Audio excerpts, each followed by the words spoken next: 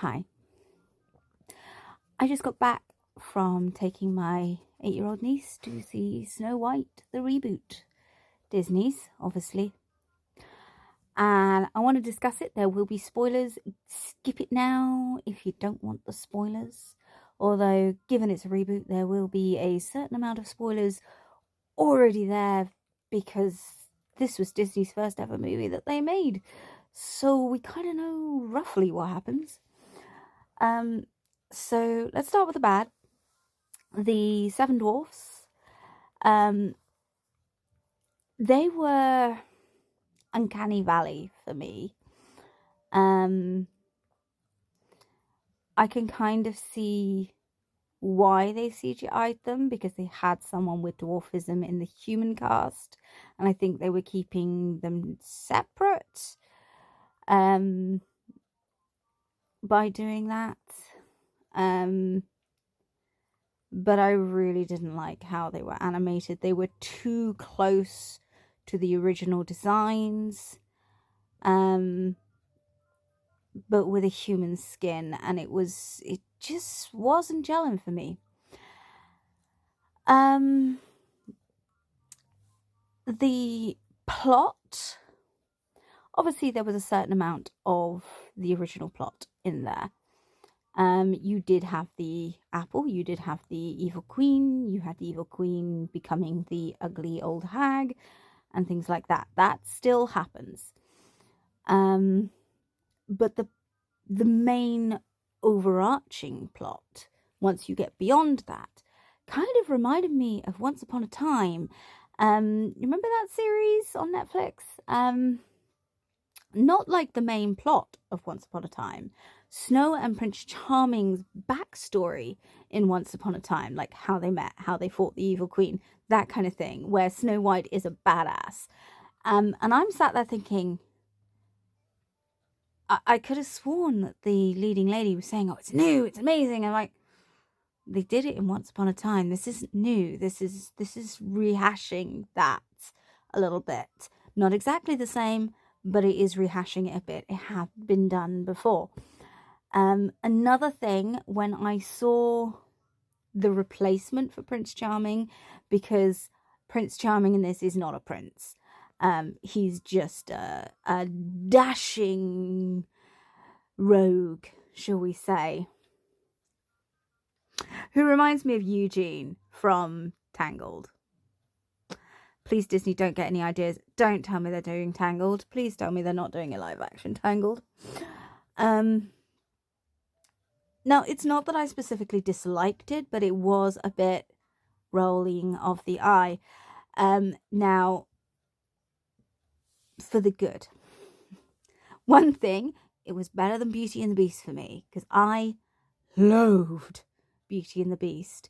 Now, it's okay if you liked Beauty and the Beast remake. That's fine. You do you. The only thing I liked in that show was Gaston. Gaston was legitimately the only thing. No, I tell a lie. Gaston and the lady who played the wardrobe. The opera singer.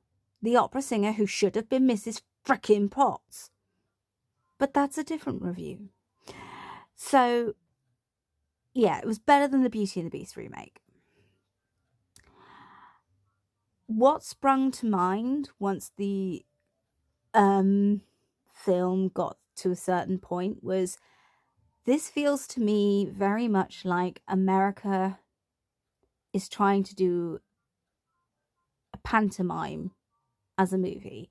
Now, if you're not British, then you won't necessarily know what a panto or a pantomime is. Basically, around Christmas, we will tell different fairy tales on stage in a slapsticky way, often with lots of dodgy innuendos here and there for the older folk. We all laugh at that. The younger folk laugh but have no idea what they're talking about. They're just laughing because we do. And there is a panto dame. Never a bad guy. Always a washwoman of some kind. Sometimes it can be the stepmother, but in Cinderella, but usually she's the washerwoman, often called Madame Twanky. Pantomime I grew up with pantomime. This is why I would die on a hill that drag isn't always for adults. It can be child friendly, and it is child friendly in my country. In fact, up until quite recently, the leading male character was always played by a woman, unless it was like the massive BBC ones and stuff. They didn't tend to, but true pantomime for the last 200 years had the panto dame, Madame Twankey, and you had the pantomime, you had the leading male played by a lady, and she'd be slapping her leg, and it was very over the top. The over the top is where I'm coming from. That is why Snow White reminded me very much like a movie version of a British pantomime, without the panto dame. That said,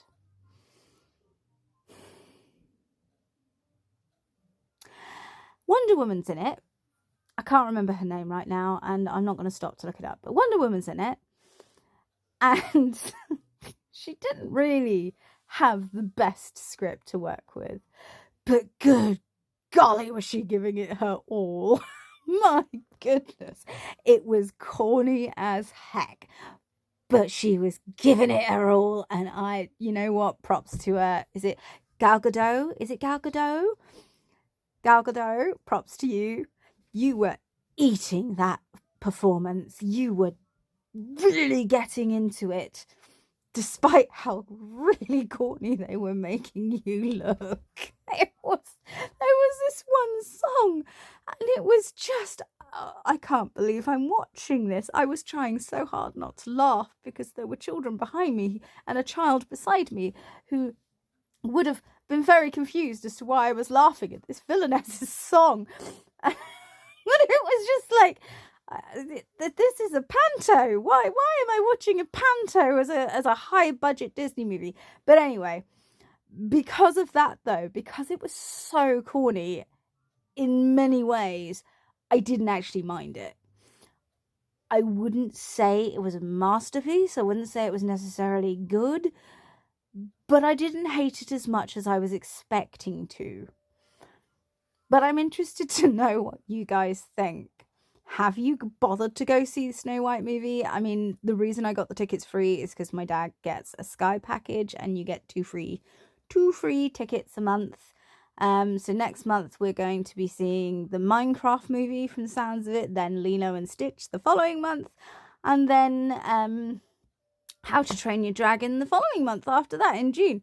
So Layla's got the whole thing planned out, and at some point I'm going to want to go and see the Karate Kid's Legends, because seeing the Karate Kid and Jackie Chan in one movie is just like my childhood dream. I am going to see that if it kills me.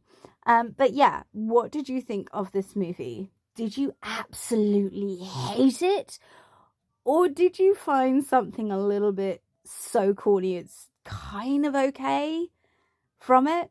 As I say, I recognise that I don't think it's a masterpiece by any respect. But there was just something about how beautifully corny it was in places that made it enjoyable enough that I didn't want to leave after 20 minutes. Anyway, see you soon. Bye!